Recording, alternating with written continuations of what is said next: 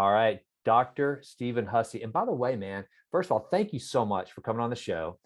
And this is so bizarre. You are the second Stephen Hussey in 2 weeks. How odd is that? So, Really? yes, and both of you have are doctors. He's a doctor of philosophy. You're a doctor of chiropractics, and but so you couldn't be any further apart. And he's in the UK. I mean, he's not even in the States. But Interesting. yeah, so just I want to set that up front to let people know this is a totally different Stephen Hussey, and man, I am so grateful for you being on the show because I am really. So I've kind of put together this gut health series that I'm in the middle of right now. So I had Bo Berman, who is the co-founder of Layer Origin Nutrition. That's where I buy my HMO. And then next week, I've got Joel Green, the author of The Immunity Code, fantastic book, a lot of Mhm. good knowledge there. And then Dr. Marvin Singh, who just wrote a book, Rescue Your Health. And then, I wanted to reach out to you because you kind of encompass all of it. I mean, you've written about ancestral living, the ancestral diet and what it means to us today. And then also the heart, which has become something that's so big for you. And here's something I wanted to read, like I told you before we got on the show. I can't wait to get your new book because I first heard about you or heard from you on Ben Greenfield's podcast. And anyone that listens to the Jason Wright show knows I'm kind of a Ben Greenfield fanboy. I mean, that dude is wicked smart. He's a brilliant writer, creator. And this is what he says about your new book that I have not had the chance to read yet because I had to pre-order it. But Ben Greenfield says that it is the most mind-blowing information on heart disease. I consider this to be the best book I've ever read on cardiovascular health. And this is from a guy who at one time was reading a book a day. So Ben has read a lot of books. So congratulations, man. Yeah, no, I was just trying to put information out there to help people, and yeah, people like it and they find it valuable. So that's really rewarding.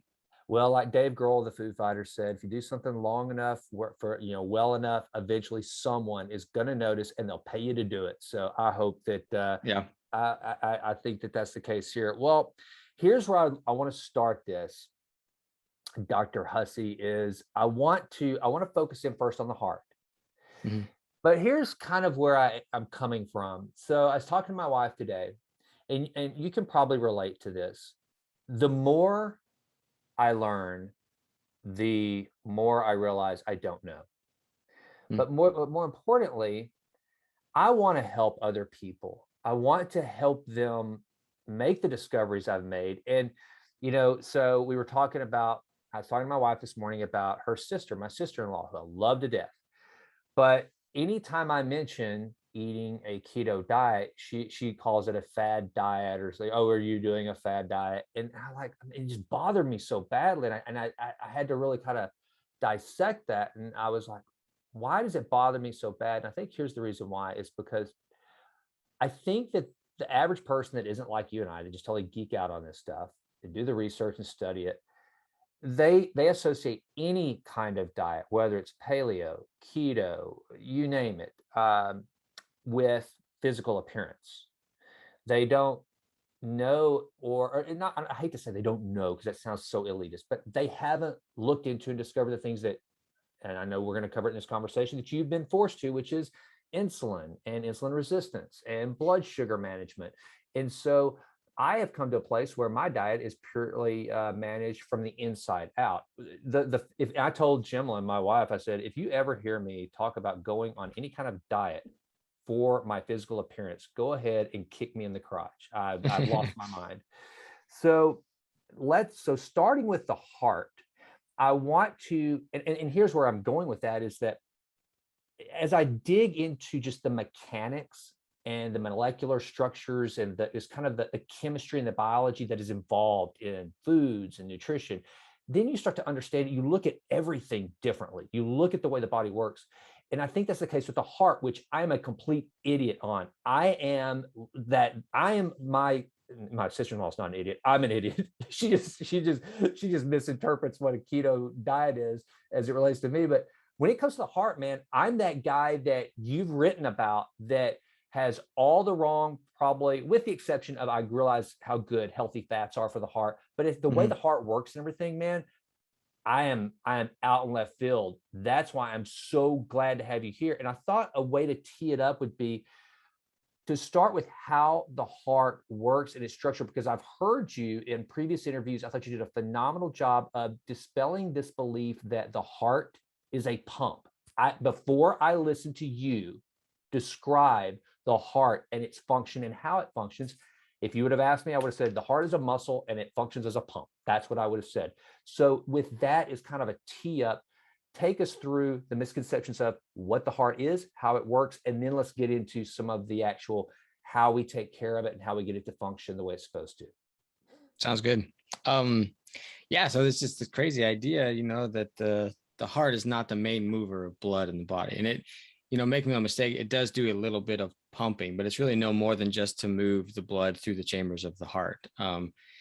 And so, but, we, based on, having this so-called pump there and having these tubes in our body that blood moves through, it was thought that, the heart is what moves the blood throughout the body, delivers the blood to the tissues and that kind of stuff. But when you look at a lot of the research, especially early research from a lot of different scientists, even back to the 1700s and 1800s, there was a lot of doubt about that idea.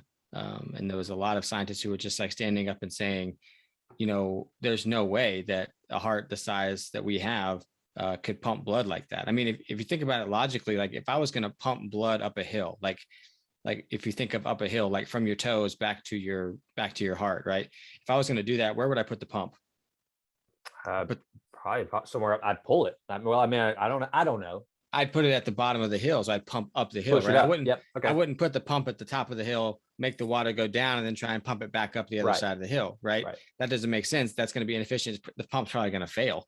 And so it makes no sense that the heart could do that it could pump blood from our feet back up to the heart itself. It's just not strong enough. And there's just one scientist in the 1800s that was like, the heart the size of a whale would be needed to do that kind of stuff. And, there's one-way valves in the veins, and there's definitely muscle contraction that helps blood move a little bit. But in reality, the heart's not strong enough to do that. And so we have to, that idea was kind of solidified in my head when I found out about this other mechanism by which blood moves.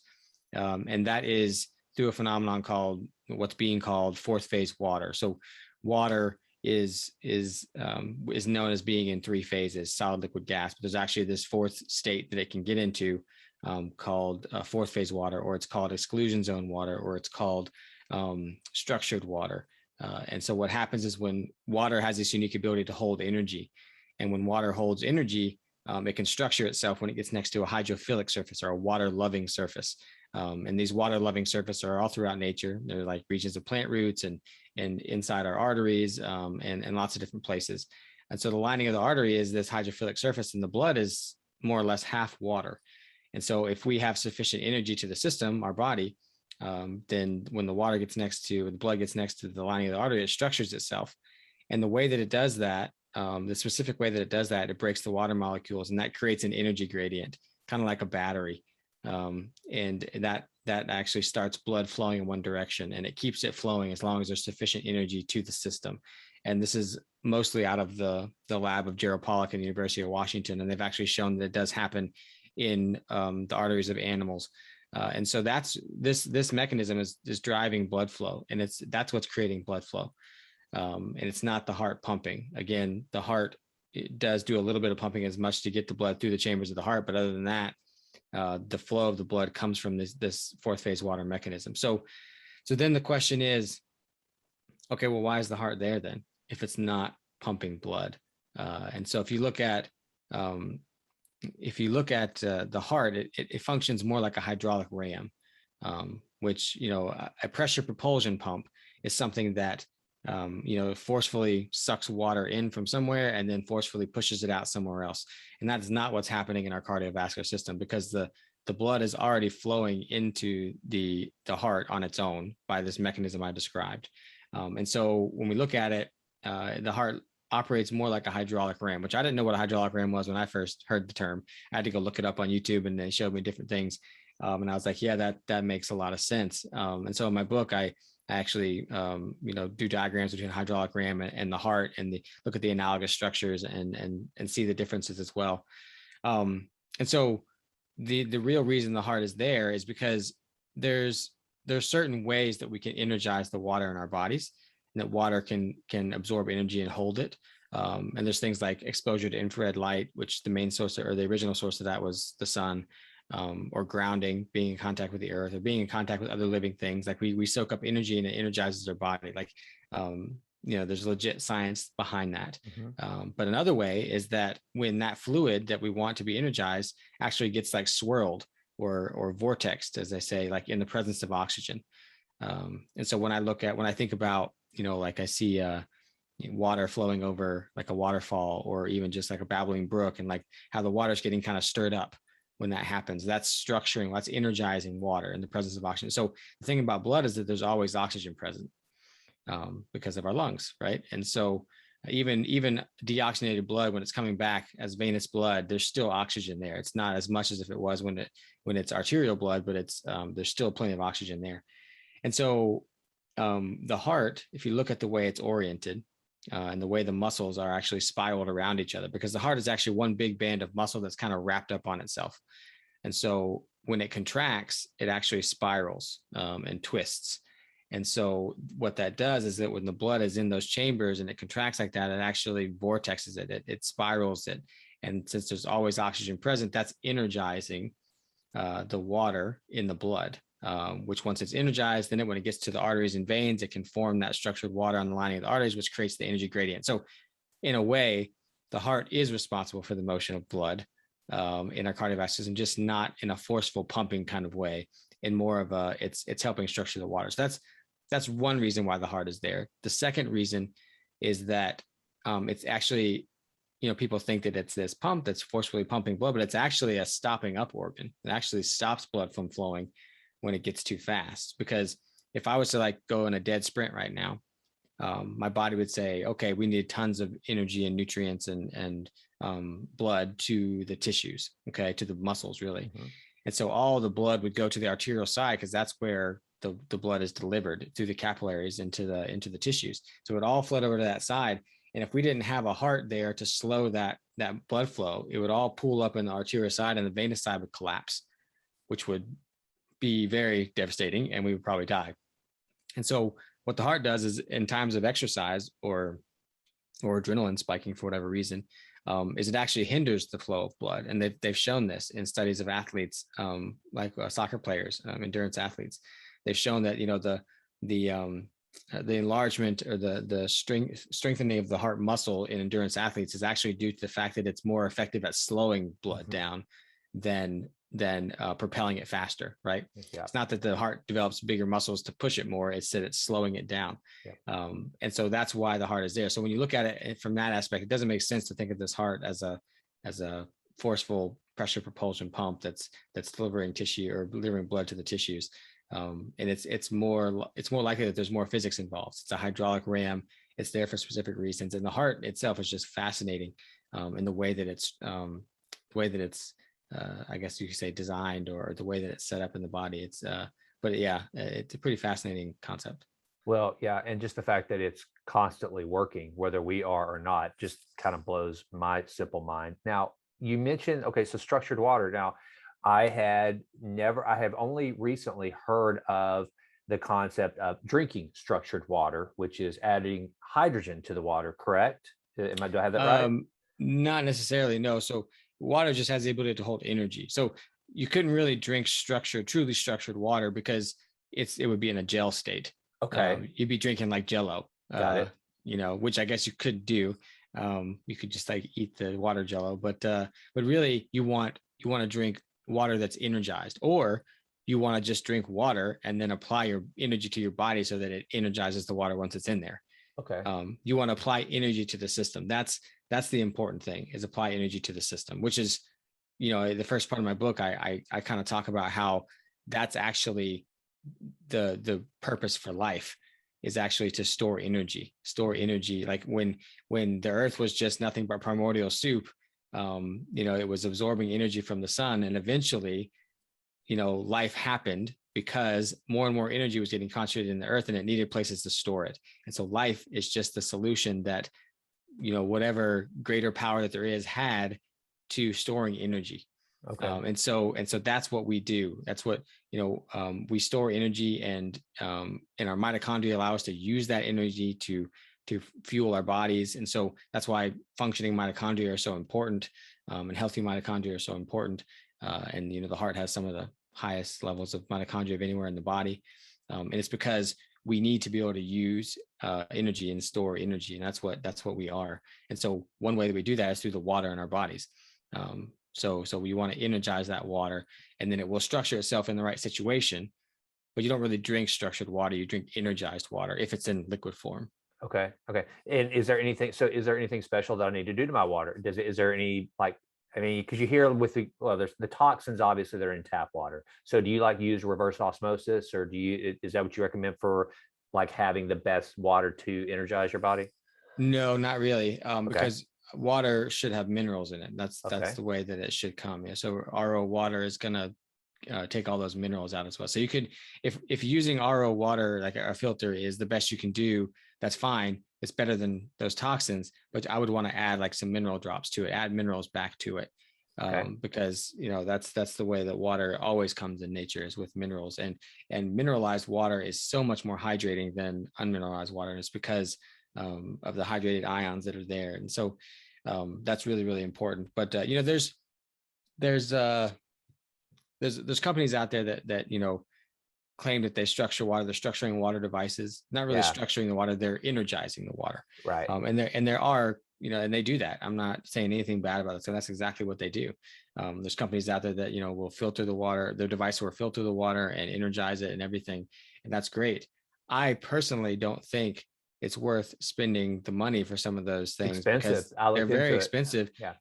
Whenever you could just put your body, like you put water in your body, so hopefully mineral water, and then just apply or put your body in the right environment that exposes it to the energy that it would need, so that the water in your body that's already there in your cells and everywhere just gets energized. That's, we evolved in nature, and we evolved with our feet on the ground, in the sunlight, connection with other human beings and other living things in general. And those are the things that energize water in the system. So we got to put ourselves back in that environment, and then we don't have to worry so much about drinking energized water, because if you wanted to, the water that comes out of a natural spring is definitely energized from the earth, right. So that's what people were drinking for, millions of years, whether it was river water or spring water or whatever. So in that sense, it's beneficial, but you could also just put your body in the right environment, which is more reasonable, I think, in the modern day, unless you have like a spring near your house, So am I doing okay if I'm like, in combining just with my filtered water, which I know isn't the best, but I also have a big bottle of, say, Gerald Steiner or something like that, because I've heard that one's got a pretty high mineral content, right? As far as the mineral water, is that good stuff? Okay. Yeah. And that's, so like I drink mineral waters like Mountain Valley and stuff. And then for like cooking, I'll use my RO tank that I have, my RO filter that I have. So for cooking stuff, like if I'm making soups or whatever I need water for cooking, I'll use that, because minerals will get into it when I'm cooking. And so that's kind of what I do with that. But I don't have any kind of structuring water device or energizing water device, because I do things like infrared sauna. I try and get out barefoot on the earth, that kind of stuff often. I try and do that very often, mitigate my exposure to electromagnetic fields, which can like have the opposite effect on the energizing of water. It's the wrong type of energy, doing that kind of stuff is probably more beneficial than spending thousands of dollars on this energizing water device. Although you could do that and it'd be great. If you had the money, go for it. Right. Okay. No, that helps a lot. And so you teed up in my mind a lot of rabbits I would love to chase. But I'm going to try to, and the listeners know that I, just get ready, Stephen. I get all over the place. All right, but it's sticking with the heart. Okay, so now we kind of know what the heart is, how it functions, the energy that it's transporting, and how that works. So now let's talk about some of the heretofore misconceptions of how to maintain heart health and what we should be doing. And then I want you, and I don't care what order you take this one in, but this is something that's really, this is just like, if I were coming to you as my health coach, I would be asking you right now. So I keep a VO2 max. Now, granted, my VO2 max is not, I have not tested it properly on the bike with the face mask. So this is just a rudimentary, who knows if this is even relevant or not, but it's usually around 50 to 52. Okay. So I got COVID and I never stopped exercising with COVID. Obviously I pulled back a little bit on, like, I ride a Peloton bike and do resistance training, HIIT training, probably a lot of stuff you do. But I have noticed and I have backed off my cardio, and here's why. And this is where I'd ask you as my health coach. I think I was overdoing it. I mean, I was crushing. I mean, my cardiovascular, was just it was off the charts. I can maintain, I guess my FTP test, I was like at a 330, something like that. So I was able to maintain some really high wattage for long periods of time. Then I backed off a little bit because I started reading and understanding that about, I guess, the brittling of my blood vessels, if I'm saying that right, or that can cause, like, that can actually cause damage. Yeah, it's good in the short term that I could, go out and run a marathon if I wanted to, which I wasn't going to, but also it could have some long-term adverse effects. So I pulled back a little bit. And now what I've seen since I had COVID, and again, I had COVID, but continue to train. I mean, my symptoms were mild. I'm a healthy guy. But I have noticed that when I try to go back to those higher intensity rides, my heart rate is shooting up higher than it ever has, which kind of is weird. I used to rarely ever, I'm 46, 197, and body fat usually around 14, 15%. And so for me my heart rate should be like, I guess my max is around what, 172, something like that. Something like that, yeah. Quick math. I mean, now I'll get close. I'll get over 160, which I never did before. So I guess so I just want to just either put that aside to kind of, help me figure that out later. But for the other listener, that's just, how do you maintain proper heart health? And if you want to draw from what I just told you on mine, was I overdoing it, and what can be the long-term effects of that? And kind of what is that sweet spot, and how do you, for maintaining good heart health from a physical activity standpoint, as well as a nutritional standpoint, and dispel some of those myths that are out there about what we should or should not eat and the impact that it has on the heart. Yeah. Well, with your experience there, I would say that what I'm thinking in my head when you're talking about that is you're probably insulin resistant, like from the infection. Okay. Like your body was in this state of inflammation. And that's going to cause. And so, and I can see that personally myself, because I'm type 1 diabetic. And when I get sick, I have to use way more insulin than I'm eating the same thing I always do. Yeah. But when I get sick, I have to use way more insulin because my body's just in this kind of mild insulin resistant state. And so, so that's going to cause, insulin resistance is going to cause an increase in blood pressure. And it may be that, your body was fighting this thing and you were still working out throughout the entire thing, because even exercise can cause a temporary state of insulin resistance, like either while you're doing it or just after, and so it could be that, I don't know how long it's been since you recovered or whatever, but it could be that your body kind of learned that there. And so when I think of the heart rate increasing like that, I'm thinking of, because insulin resistance is directly linked to like high blood pressure and just increased pressure in areas. And also, if you're talking about, like you talked a little bit about, like the lining of the artery, like the endothelia being damaged, like it's always damaged, it always gets damaged. That's just normal wear and tear, but it should have the ability to repair itself. Yeah. And that repair mechanism is directly reliant on insulin signaling. Okay. So if you're in a state of insulin resistance and that signaling doesn't happen, then that damage never gets repaired, and the body has to repair it another way. And that's what causes atherosclerosis, because the body repairs it with, a spackle-like substance that's made up of cholesterol and minerals and things like that, and so that's the result. It all starts with the insulin resistance. And it could be that maybe your body got into that situation and it's having trouble unlearning it, Okay. And I've seen it hang around, like even after, like sometimes I get sick, like there's probably been 2 or 3 times in the past 6 or 7 years when I got pretty sick, like I had the cold took a hold of me, whatever it was, and I felt really insulin resistant during that time. And then even a week or two after, it felt like my body was still trying to get back to where it was, and unlearn that state of insulin resistance, which can take a little time. So yeah, but then that brings us to, what does the conventional wisdom say is I guess the best things to track, or what you want to look for when it comes to risk of heart disease. Mm-hmm. And the number one thing that they say is cholesterol, right? It's this, this molecule in the blood, which to frame that up a little bit, it makes no sense whatsoever based on what the diet of humans has been for a very long time. And based on the fact that we're very complex biological ecosystems, that one metabolite or one molecule in the body is directly causing any one disease. Like, that makes no sense whatsoever. Right. And it's kind of naive in my opinion. And so to have a whole medical system that's centered around testing for this one biomarker, seeing, oh, it's high, okay, I'm going to give you a prescription for that to lower it. Now your risk of heart disease is lower. It just makes no sense whatsoever. And when you look at the studies about taking cholesterol lowering medications and lowering risk of heart disease, it's very, very minimal.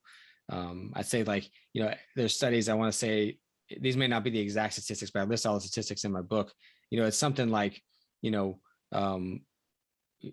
something like 82 people have to take a statin drug for 5 years to prevent one heart attack, which is like so ridiculous. Like, it's not even worth taking, considering all the side effects that statins can have, and considering the fact that when they look at studies of different levels of cholesterol and they see which levels were associated with the highest all-cause mortality, it's the people below 100 on their LDL levels that have the highest all-cause mortality. And that's exactly what the drug companies and the medical doctors say that it should be. It should be below 100. Here's a statin to do that. And that gives you the highest associated risk of all-cause mortality when that happens. And the best number, or the number, I guess, associated with the lowest all-cause mortality is like a total cholesterol of like 200 to 250, somewhere in there, which is higher than what they say it should be. And the total LDL should be 100 to 150, which is, again, higher than they say it should be. They say it should be lower than 100. But when you look at the studies, the highest or the lowest all-cause mortality is when it's 100 to 150, because cholesterol is a very important molecule. It does a lot of things, which we can get into if you want. But so the cholesterol thing is just a giant distraction, preventing the medical system from actually figuring out what does cause heart disease. And so that's been my mission for a long time because of my own personal health journey. And so the things I've decided that are going to give us the most information about what our risk is are we insulin resistant? Meaning, are we metabolically healthy? Can your body take the food that you eat and metabolize it in a way that doesn't harm you? So that's number one. Number two is, what's our state of oxidative stress and inflammation look like? Are we in a state of inflammation and oxidative stress that's causing damage to the body and the tissues? And then thirdly, which is probably the most ignored, is balance in our autonomic nervous system, which is the system in our body that's perceiving our environment and telling us if we're in a safe or threatening environment, and then triggering our body to respond accordingly based on the environment that we're in. And so we can have an imbalance in that, and that's to do with our stress response. Western medicine talks about stress and heart attacks all the time, but it doesn't necessarily have anything to do about it. It doesn't say what it just says. Right. Oh, manage your stress, and the ways that they recommend doing that are very ineffective. And then it's just cholesterol. They harp on that. And so those three things, those are kind of like my three pillars. If you can control those things, and there's lots of different ways to control those things if we want to talk about them, but those are the three big ones. Yeah. And I do want to dive into that. And before, I just kind of a little bit of editorial commentary. Have you read, you probably have, Regenerate, Sayerji's book by chance? No, I haven't. I've seen that. It's in my cart, but I haven't gotten it yet. I think you totally dig it. It's like, because it's so much. And one of the things that you touched on, he talks about how this whole frowning upon natural medicine or figuring out ways to heal without which my wife and I, we've been complaining this week because a good friend of ours got really ill in the past week. And it's like, man, the modern medical establishment is so quick to just diagnose, prescribe. And just like, and what you just said is, and it kind of goes back to where I open this thing up, where my frustration lies, and I want to cure it. I want to help, and where I can to better understand this is most people just, they won't dig below the surface to go, wait a minute, there might be something in our ancestry that can fix this without a pill. Because and I'm not saying this on a universal level. There is absolutely a reason for medicines and good medications. I mean, thank God you're able to take the insulin you need. And Abby, my daughter, has. So I'm not shunning all medicines. However, generally speaking, very generally, it's kind of like food that you eat out of a cardboard box. When man has come in and manipulated stuff to create it, it's there. If there is a natural alternative, it's at least worth exploring the natural alternative. And so I would love for you to dig into those, and in particular, and I don't care where you start on heart health, how we keep a healthy heart, but I do absolutely want you to talk about what you just mentioned with regard to mindfulness and meditation and and calming the nervous system to keep it healthy as it relates to, because you just said it. We hear these people that have really stressful jobs, and so they had a heart attack. But I just saw the guy. He was an Iron Man. He ran all the time. He jogged through my neighborhood every day. She jogged through the neighborhood every day, and yet had a heart attack. How does that happen? And all the stress. Right. Oh, okay. And we just leave it. Oh, okay. What's going on, and how do we start to tackle some of those things on a maintenance level to prevent it? Yeah, definitely. So I'll start off with something you kind of made me think of, as far as like the Western versus the natural, Western medicine versus like more natural alternatives or whatever. And I think it's really useful to understand how we got there, how Western medicine got there. And it was basically, more or less, it was John Rockefeller, the big oil tycoon. Sire G mentions it. Keep going, man. That's awesome. Yeah. And so basically he had all this oil, and he was looking for ways to use it to make money, right? He's a good businessman, and so he found that he could use certain aspects of the oil to extract things out of certain plants and things, concentrate them into a pill, and have a pharmaceutical effect on someone, and so he kind of birthed this pharmaceutical model of medicine. And so what he did, being the businessman that he is he approached the medical schools and said, hey, I'll completely fund your medical schools if you teach this pharmaceutical based way of medicine, right? And I don't know if this was nefarious. I don't know if maybe he was just being a good businessman, and he thought that these drugs were literally the solution to issues that people had, right? Sure. And however, when you tie up all the money like that, and you fund the medical schools, and they're all backed by pharmaceutical companies, then you go down this road that doesn't end well, right? And we live in a capitalist society, and all these companies are motivated by their bottom line. And so we end up in this system that only teaches one thing. It doesn't teach you how to think about, what's causing the problem in the body. It just teaches you to identify symptoms and either do a surgery or medication for it. It's just this recipe approach to it, right? It doesn't teach you about what creates health. It just teaches you how to manage symptoms. That's the system that was created, unintentionally or intentionally, I don't know. But that's just how we got there. And then the biggest problem with Western medicine today is the closed-mindedness. It's the shutdown of conversation, because there is definitely a place for Western medicine. And like you said, I am here today because of Western medicine 3 times over, because of the things they did that saved my life. And so I appreciate its strengths. However, when you shut down the conversation about its weaknesses and you just, ostracize the people who talk about it, then we've lost the end goal. The end goal is health and healthy people. It's not just being not sick. It's not being dogmatic about your way of thinking about how you achieve health or how you practice medicine. And so that's the problem. The problem is not that Western medicine is bad and it's all wrong. The problem is not that alternative medicine is all good and all right. The problem is that there's no conversation between the two. There's no respect between the two.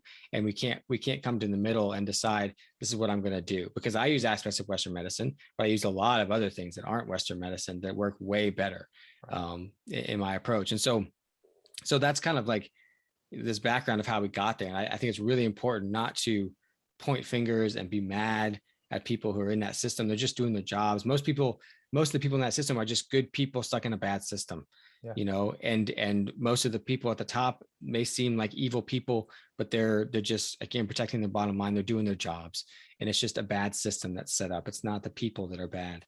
At least most of them anyways. But yeah, so then, coming from that perspective, I realized very long ago that Western medicine wasn't going to get me as far as I wanted with my health. So I dig deeper, and I try and figure out what it was. So we can go through these things, my big three that I think drive not just heart disease, but pretty much all disease. So number one is insulin resistance. So basically your body can use different fuel sources, and it does all the time. Like in the heart, there's always your heart's always using some fatty acids, some ketones, some glucose. But it turns out the heart preferably wants to burn ketones and fatty acids. So there's studies that show that in heart tissue, even in the presence of glucose, which usually is burnt first if it's present, even in the presence of glucose, the body chooses to burn fatty acids, or the heart cells choose to burn fatty acids. So it seems to have this preference for them. And I think that there's a reason for that, because it creates less oxidative stress. And studies have shown that definitely in muscle, if you burn fatty acids, you create less oxidative stress. And oxidative stress is kind of like the exhaust produced when you make fuel, kind of like in a car. And so we're always going to have those waste products and things which are necessary, but can cause issues if they get out of control. And so the ability to readily go back and forth between burning fatty acids and glucose, and have your body switch back and forth easily, it's called metabolic flexibility. And so metabolic flexibility is basically like the enemy of insulin resistance, and we don't want insulin resistance. So if we want to keep insulin resistance at bay, we want to be metabolically flexible. And so that means that we eat a diet that creates that, because diet is the only way, that we can achieve that. There's no supplement, there's no pill, there's no lifestyle thing. I mean, there's lifestyle things you can do that can help with insulin resistance, but really what you're eating every single day is what creates that metabolic flexibility. And so for me, I'm not, I like a ketogenic diet, but I'm not like gung ho about it all the time. I think a metabolically flexible diet is a whole foods diet. And it's a whole foods lower in carbohydrate diet, which means if we stick to whole foods that may have carbohydrates in them, then we're probably going to achieve metabolic flexibility. If you're really unwell and you go on a completely no carb diet, that's going to get you there faster, right?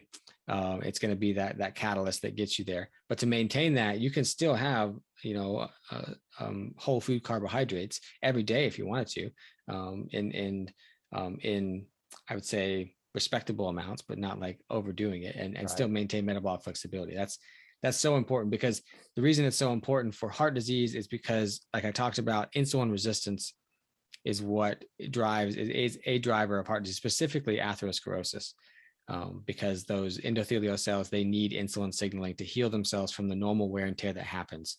Like when you go for a run or you exercise really hard, there's going to be damage to your arteries. And if the insulin signaling can't get there to signal that growth and repair, then they're not going to repair themselves, and the body has to do something else to do it. And that's the development of atherosclerosis. So the insulin signaling is really, really important. And it's why we see over and over again that people who have markers of insulin resistance are more likely to have heart disease and atherosclerosis. But the other thing is that, like I said, the heart prefers fatty acids. So if we're in a state of insulin resistance because we're not metabolically flexible, there's more of a chance that the heart will be forced to burn more glucose for fuel than it wants to. It's always burning some, but more glucose for fuel than it wants to. And there's some evidence that shows that at certain times, burning more glucose in the heart is beneficial.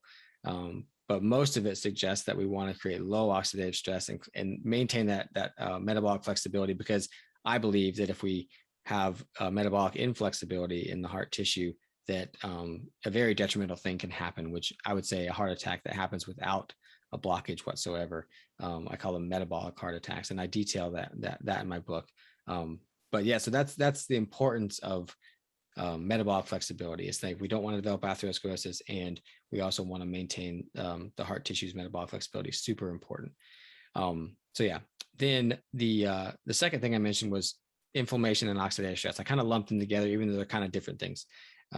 So inflammation is just when, I mean, you can think of it as like you sprain your ankle and your body swells up, and that's inflammation that's needed for healing. You know, your body starts to send all these inflammatory molecules down there to signal to the body, hey, we need to get blood to this area. We need to start healing this tissue because it's been damaged, and that's necessary.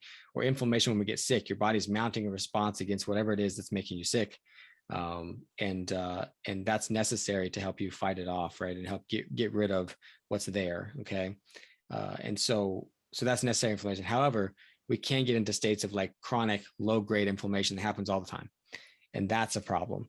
And so what we don't want those chronic signals to be being sent to the body, and the body's doing these inflammatory things all the time. Yeah. And that's not necessarily a good thing. And so right along the lines of that, so things that cause inflammation could be chronic stress, could be toxins, could be chronic microtraumas, things like that. I think of like poor posture, things like that. These things can all cause these inflammatory things. And it's the same kind of things that also cause oxidative stress. So oxidative stress is just when we have an excess of what are called free radicals in the body. So I talked about how when your body burns a fuel source for energy, there's an exhaust, like there's a byproduct, a negative byproduct. And it's not necessarily negative because it plays a role. It's a signaling molecule. These molecules called free radicals are signaling molecules that tell your body to do certain things, right? And shut down certain systems, and it just kind of regulates things. However, if we get too much free radicals, they can actually cause damage. So free radicals are these molecules that have an unpaired electron with them, and they really, really want to be paired. And they'll go to any length to be paired, which includes steal that electron from another tissue and then process damaging it. So I tell people they're like the Looney Tunes Tasmanian devil, he's a necessary part of the Toon Squad. He needs to be there, but if he gets out of control, he can start to cause some damage, right? That's free radicals. And so we can get that by burning the wrong fuel source. We can get that by burning too much glucose for fuel, by being metabolically inflexible. We can get oxidative stress by exposure to environmental toxins. We get oxidative stress. So environmental toxins like heavy metals or plastics or artificial fragrances, all kinds of things that we're exposed to that we need to be careful about. And we can get oxidative stress from chronic stress. That can definitely cause inflammation, oxidative stress. And so some of the best things that you could take blood work wise for inflammation, oxidative stress, inflammation would be like high sensitivity C-reactive protein, just a general marker of inflammation in the body.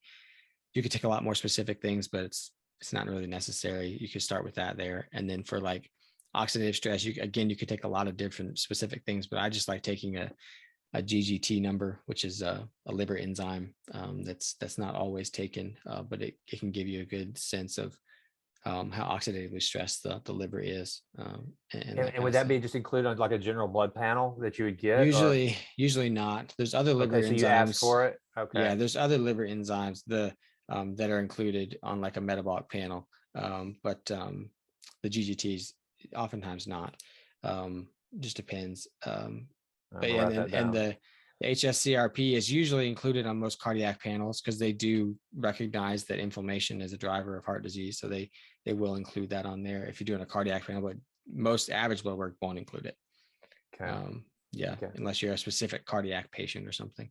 And that's one of the things real quick, just before we go further, is like, so Dr. Marvin Singh, who I'm going to have back on the podcast, he wrote the book Rescue Your Health. And one of the things he's really, really stressing is getting those panels done. So many people just don't look to get the data to know where the benchmarks, where the markers are to start from. And so it's like, here they want to set out on quote unquote good health, but they have no idea where they're starting from. So I think, just to reiterate what you're saying there, how important that is. I'm actually taking Mike Mutzel's blood work interpretation class right now from High Intensity Health. I actually missed the live class. I paid for it, but I missed it. So I'm gonna have to go back and watch the recording.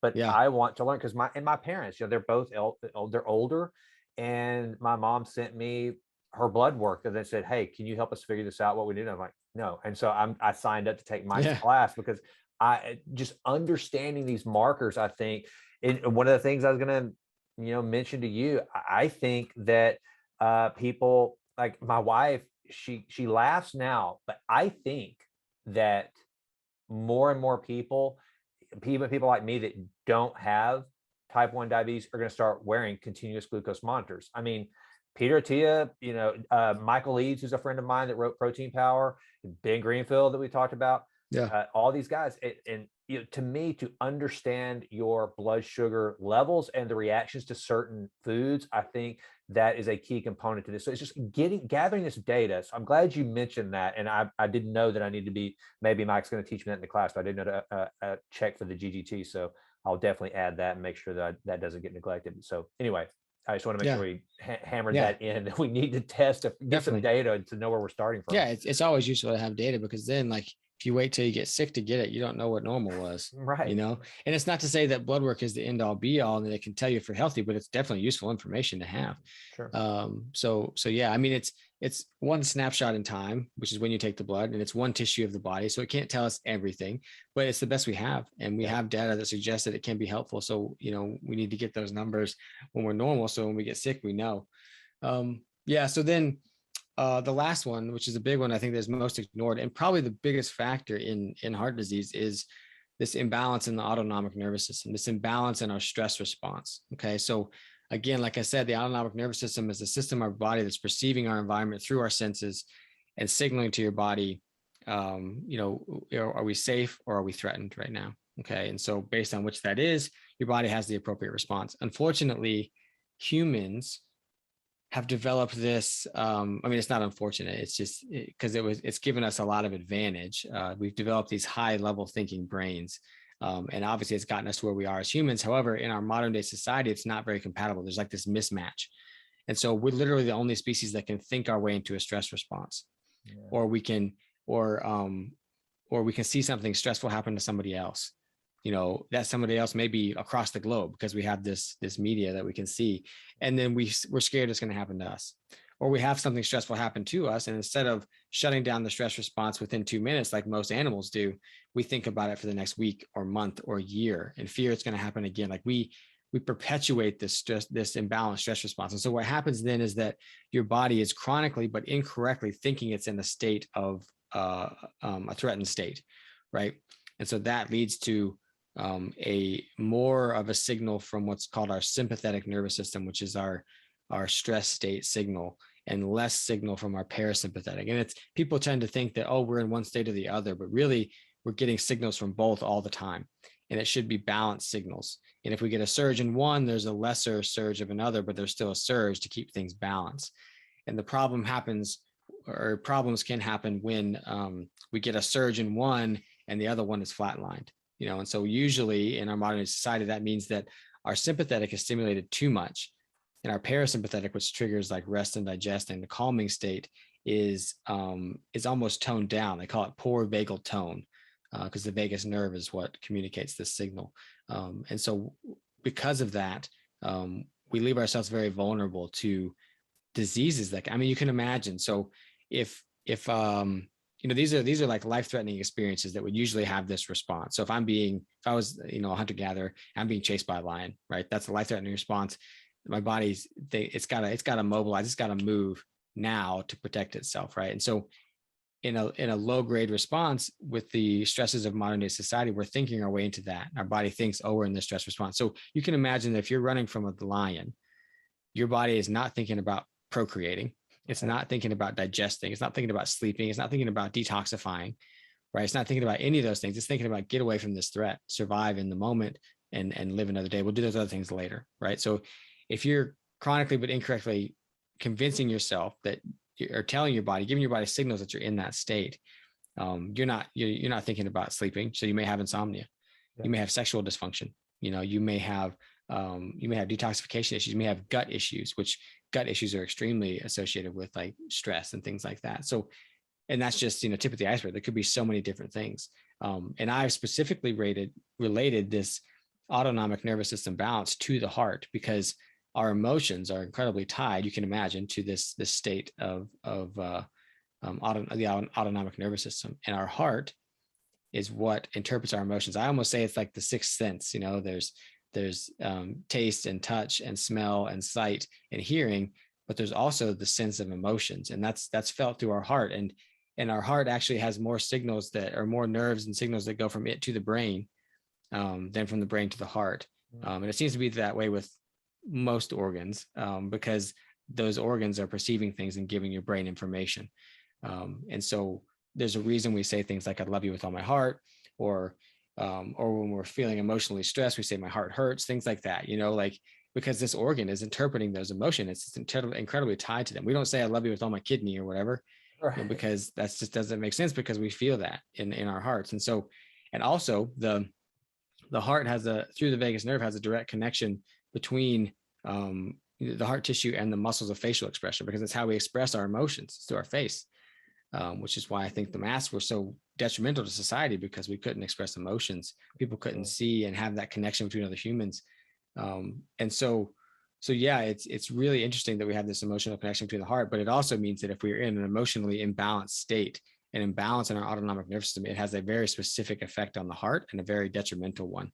And it's why I think that chronic stress is extremely overlooked in heart disease. And there's so much literature out there that shows that heart attacks are more common on stressful days of the year.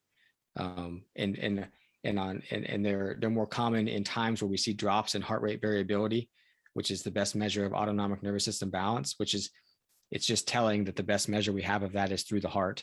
We interpret it through the heart, and so like in winter, when heart rate variability just drops on average, there's more heart attacks.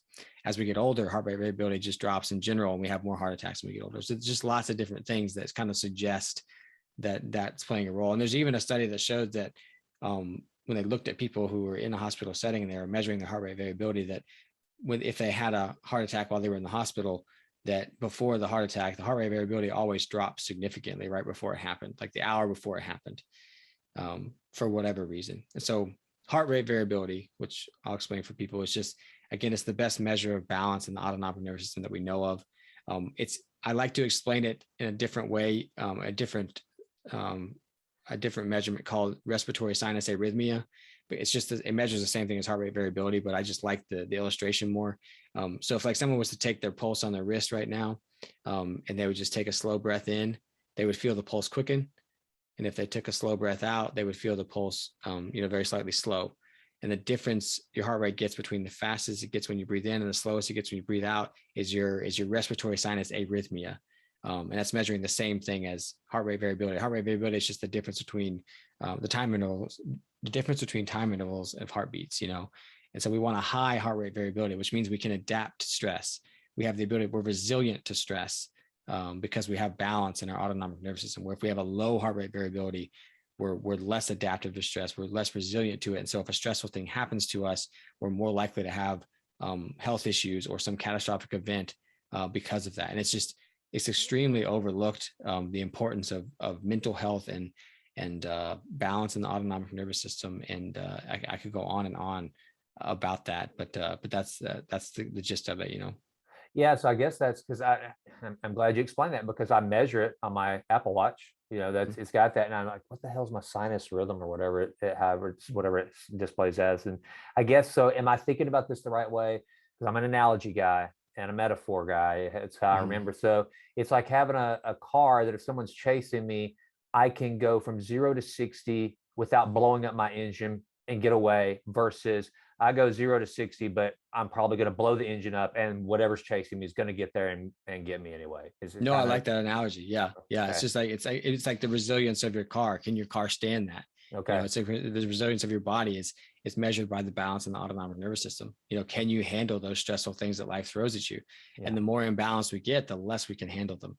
And the more likely that they are to cause issues like the engine blowing up when that car goes 0 to 60. So got it. Okay, cool. All right. So now we've talked about, so I know you and I are not two guys that if we end up, we'll just stick with the stressor as kind of the ailment that we're doing. You and I aren't going to pop a Valium or probably go to Xanax or whatever the cocktail of pharmaceuticals out there. That's not going to be our first resort. So tell the audience, okay, if you're feeling the burn in your gut, stress, you're replaying tragic events that happened across the world that aren't even going to affect you. What are some of the tactics that you have found most most beneficial for you in combating the potential of us creating the lions that will chase us as we go out to gather our food? Yeah. I'm glad you asked that. I forgot to mention like what we do about it. So yeah, there's some really interesting work through a guy named Stephen Porges, and he shows the importance of like when we're born, just like the gut's not complete when we're born and we require colostrum from breast milk to help complete the gut and that kind of stuff. Our nervous system is not complete either when we're born.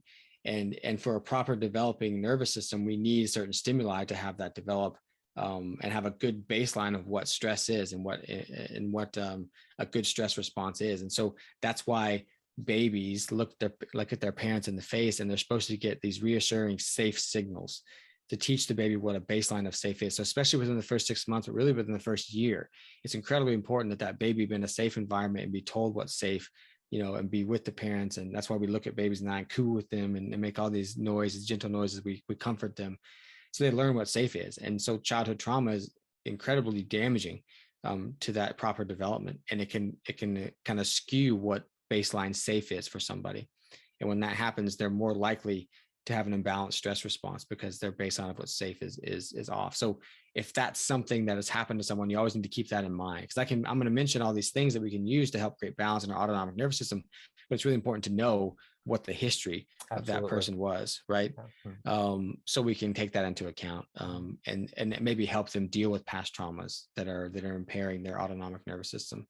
But in general, it's the things that create balance in the autonomic nervous system are just, exposure to nature or positive social relationships or, cold therapy. And there's ways people hack it too. You can do like hot, cold therapies and, even like stimulating your gag reflex, like that kind of stuff. Like all these things have been shown to like kind of artificially stimulate the vagus nerve. But in reality, it's creating an environment where, you don't feel, you feel love and not hate and that kind of stuff. And there's even some really interesting studies that show that, the worst kind of stress for our health are the stresses that make us feel out of control or that we're in an unpredictable environment. That is the word which the past 2 years has been incredibly damaging to our stress response because people we don't know what's coming next.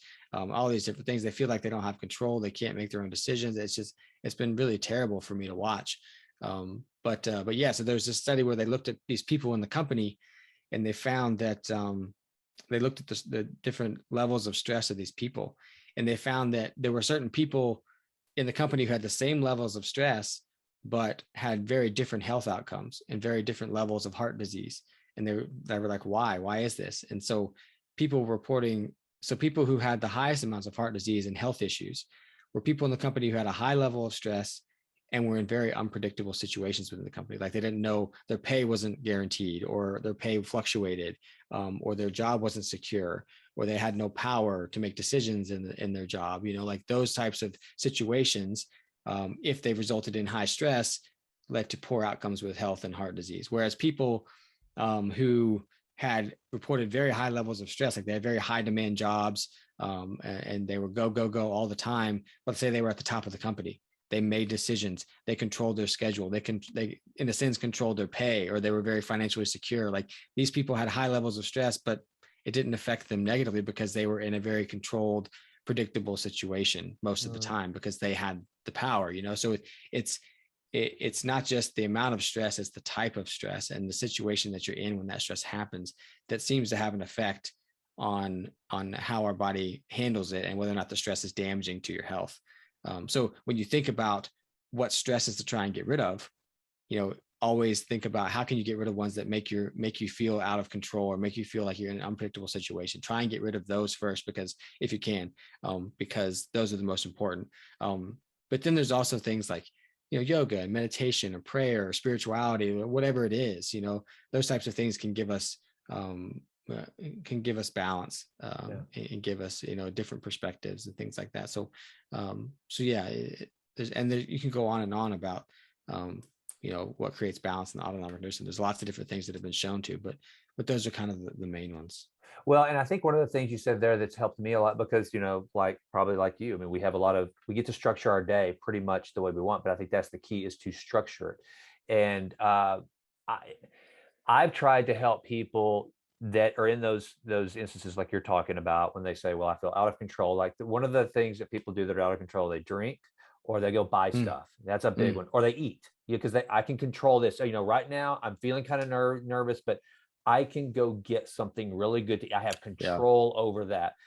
And so what I've learned has really helped me, because I used to be that person that, man, whenever it's all white space, the canvas is just completely white, I've got to have some structure to that. So my morning starts at a certain time. I tick off my different things. You said prayer, quiet time, 5 Tibetan rites, just my initial workout. Gratitude. First thing when I'm journaling, absolutely, to get myself into that phase. And that, what you mentioned about during this pandemic, you said, it's been tough to watch. I agree with you. And most importantly, it's watching people that, I don't want to say that there are simple remedies, but there are things at the ready that all of us can take advantage of to kind of counter this madness that we find ourselves in. And that's why I love the work that you're doing so much, that yes, the really cool heart science things that you're bringing to the fore, but also just this whole in totality of how you manage the entire process. And so one of the things I think has been one of my life-saving protocols is my training regimen, how I work out, when I work out, just the fact that there are no days off. Now, there are easier days to recover, but there's going to be some sort of active recovery. So what does your structure look like, and what are your protocols look like for, and take it all the way from, preparing for sleep, your how you wake up, how you kind of prioritize your day, what your workout regimen looks like, with the heart in mind, with the mind in mind. What does your day look like? Yeah. I wake not every day. Days I have to be at the clinic in the morning, I wake up at about 5:15. And I do, I journal what I'm thankful for. And then I do like this little yoga routine. It's probably like 15 minutes just to kind of, first thing in the morning, get things flowing a little bit. Have you seen, by the way, the 5 Tibetan rites? Have you looked at that at all? No. Okay. But I'm curious now. Okay. Check it out. Brian Scott is the guy who kind of brought it to he wrote I've got the Reality Revolution. Mm-hmm. And so what it is, this guy in the 20s was over somewhere in the East, and he comes across these old guys that but they're really youthful. They're flexible. Mm-hmm. They sound young, and they were lamas, as in like Dalai Lama. They were monks that did this morning youthful routine every day. And it's 5. There's actually a 6th one, but the 6th one is for them to maintain their celibacy. But so being a married guy, I'm not interested in the 6th one. But there's 5 core rites that are very yoga inspired, that you do them. It takes it takes me about 10 to 15 minutes. And it warms your body. It wakes your body up. There's like some slapping of your legs and your arms. There's spinning. It's pretty cool. So anyway, and then, because even, I don't know if they mentioned like breathing stuff, but I do some breathing stuff. Yeah, I do some breathing stuff after I do that yoga. And then depending on the day, if I feel like I need a shower, I'll take a cold shower, and I like to take cold showers after I sit in the sauna, but I'll do that in the morning sometimes too. And I don't eat in the mornings. I go to work, see patients. And I find that, lots of times I skip over that, but that's valuable because I'm talking to people. I'm trying to help people. Like giving back and helping others is extremely beneficial to health, doing that regularly, And so I try and, make sure that I recognize that while I'm seeing patients, that it's not just a routine thing that I'm doing, Mm-hmm. So then we usually take, like, if it's a full day at the clinic, I usually have like a longer lunch. We usually have 2.5, 3 hours or so. And so I'll sit in the sauna during that time. Sometimes I'll do my workouts during that time. I'll eat my first meal during that time, do a lot of reading during that time. And then I see patients in the afternoon. Then I come home and I'll eat my second meal of the day. And then, just kind of start to wind down. Sometimes I have a sauna here in my house it's used more for sweating than for infrared exposure, but it gives me both. So sometimes I'll do that in the evening and take another cold shower after that. And then, winding down, I try not to do many screens at night. to help me sleep. Try not to turn on too many lights in the house once it gets dark, which now it's like 5 o'clock when it gets dark. So try and keep the light low, and just do some light reading, nothing that's going to work me up too much. And just kind of preparing for sleep.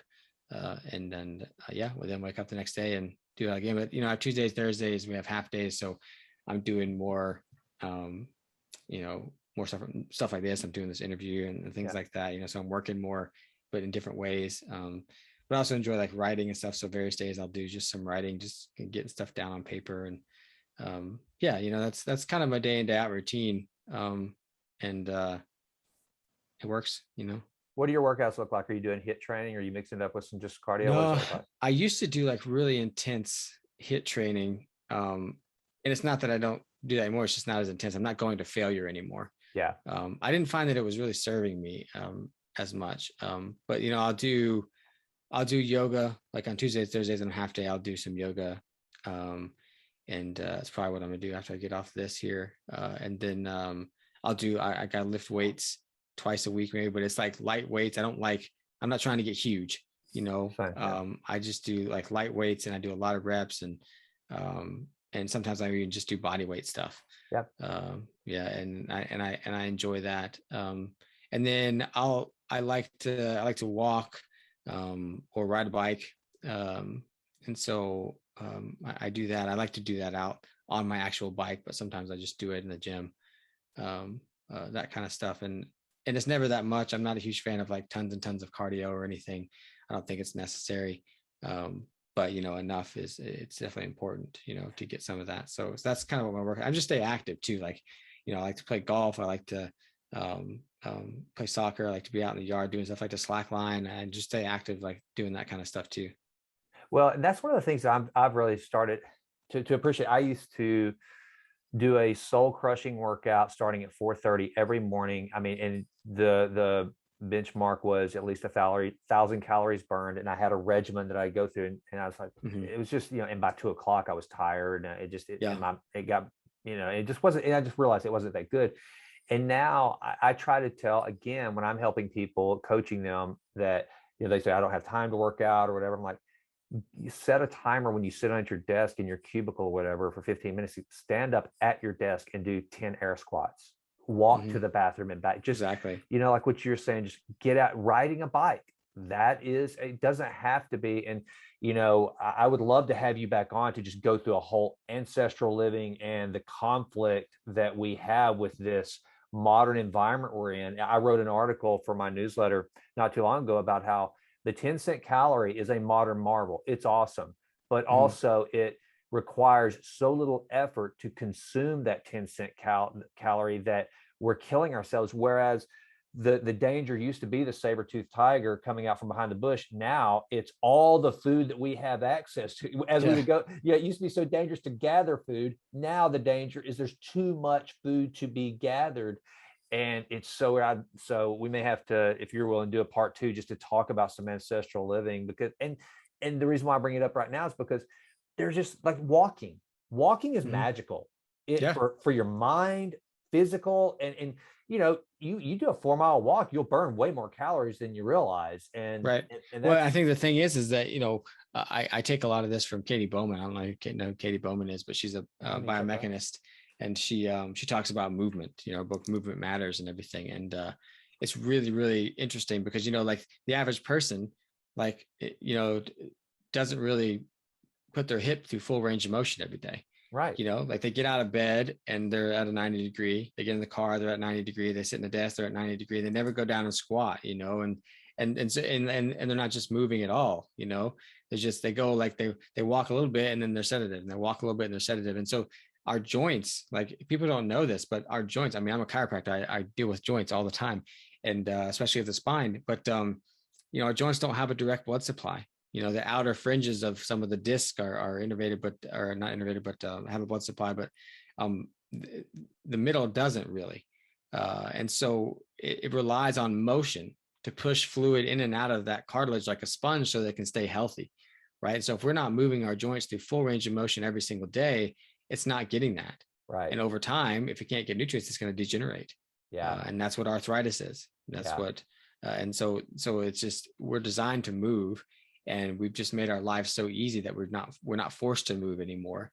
And so we don't. And then we wonder why we end up with like hip replacements, later in life. And it's because we didn't move our hips, right.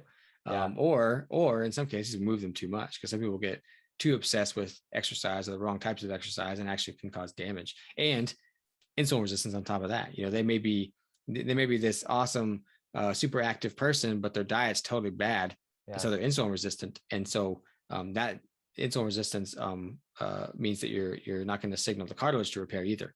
Yeah. And so it's, as it breaks down, it's not going to be able to repair, and then we get degeneration down the road. Let me ask you a quick question, just purely for my personal selfishness. So going back to my potential insulin resistance as a result of, it was about a month ago that I recovered from COVID, and I'm still having my heart rate elevate a little bit higher than what I think it should be. The only thing I've done different with my diet, I'm like you, intermittent fasting, pretty much, keto all the time. I'm not no carbs, but it's definitely going to be higher fats and mostly protein, animal proteins.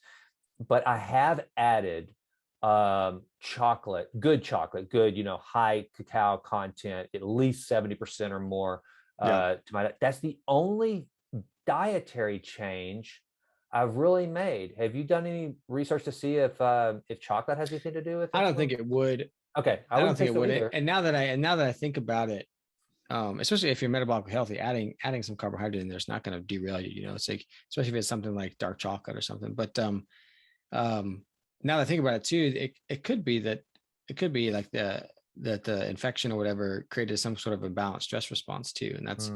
And that's leading you to, when you do exercise, which is a stressful thing, it is a good stress, a hormetic stress on your body.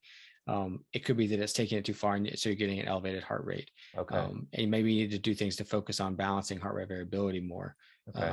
Since because like I tell this to patients all the time, because as a chiropractor, I deal with a lot of pain, and I say that, like, people get an injury and they end up in my office, and I tell them that, your body's going to change the way it functions while it heals.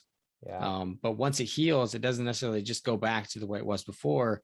Lots of times it keeps functioning in that way until you retrain it back to what it should be, which is easy to do because your body's used to that. You just have to make sure you do it.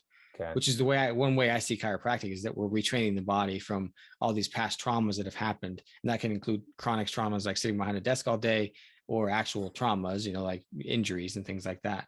And we're retraining the body. So it's the same kind of thing with the stress response. Like if you went through something that was stressful and you never did anything to rebalance that stress, it may have just stayed there. Okay. That imbalanced stress response. And it may not be terrible, but it's a little higher than it should be. And now you're just more prone to any other stress that's going to, cause you to get in that sympathetic state a little bit more. So when you exercise, maybe your body's just like, well, it takes the extra leap and your heart rate's a little higher because it just wasn't retrained. So, that could be the case, Okay. Well, and so as far as trying to work on the heart rate variability, I still do my HIIT training, but should I do like more long-term zone 2 training maybe to help with that? Or? Maybe tone it down a little bit. And see if for a while and see if that helps. Okay. But then also just making sure that you're focusing on the mindfulness and all the things we talked about, and removing those stresses that make you feel like you're out of control or unpredictable if you can. Okay. That kind of stuff. Yeah. Okay. Sweet. All right. Well, and when is Understanding the Heart? When am I going to get my book? First week of April, hopefully. Okay. That's the tentative time. It's going to be April, but we're hoping the first week of April. So yeah, that's when it's coming out. And I'll be posting all kinds of stuff about it leading up to it when we get closer. But that's the date we're aiming for. And then the Health Evolution is a lot, which is your other book. That was your first one, right? Right. Yeah. That's first book came out in 2018. That one is available on Amazon right now. Yeah, no, I've got that one too. And the thing I like about it is that it covers a lot of the stuff that we talked about. You've got heart health in there, but it's more of ancestral and just, in fact, it's kind of crazy, man. And I won't go down this rabbit hole, but to me, books like The Health Evolution that you wrote, that thing should have been sold out during the last 2 years, given what we've gone through, but no one wants to talk about taking control and doing these things to line up the way our body was designed with what we should be eating, how we should be treating it to overcome things like Corona and all that. So, but yeah, like I'm hoping that if this heart book goes well with the publisher, that they'll pick up that one too and republish it through them, and I'll get more reach with that book as well, hopefully. But we'll see. Awesome. Well, Stephen, dude, I mean, thank you so much for this time. I could keep you on here all day, as you can see. I'll just pick your brain as long as you'll let me. But with that, where can people find you? What's the best way to stay in touch with you? And anything else you want to deliver to this audience, man, stage is yours. Yeah. So my website is called resourceyourhealth.com. That's where I have my blog, and that, I haven't posted on it in a while, but, and my health coaching is through that website. So people want to contact me, they can contact me there, but they can also find me on social media, contact me there, on Instagram and Twitter and Facebook. It's just Dr. Stephen Hussey. On Instagram and Facebook and Twitter. And so, so that's where I'm most active, is probably on the social media. So if people want to keep up with what I'm doing there and updates on the book and how it's doing and when it's coming out and everything, then that's where they'll find those things. Fantastic. Well, sit tight. I'm going to do a little YouTube sign off real quick, and then I'll say goodbye appropriately. Everyone, that does it for this episode of the Jason Wright Show. Thank you so much for joining me. If you are watching on the YouTube channel, please click subscribe, leave comments, leave questions for Dr. Hussey. I will get in touch with him, or hopefully he'll check them out directly and get back to you, and follow him on social media. This has been an incredible conversation. And if you're listening on the podcast, please go to iTunes and leave a 5-star rating. Thank you so much for listening in. Dr. Stephen Hussey, thank you so much. Understanding the Heart, hopefully out next April, and the Health Evolution is out now. If you want to understand ancestral living and the things that you can do right now to take control of your health, there you go, the Health Evolution. And with that, that's it. Thanks so much. I'm Jason Wright. Remember to always improve, always and always. Thanks so much. I'm out.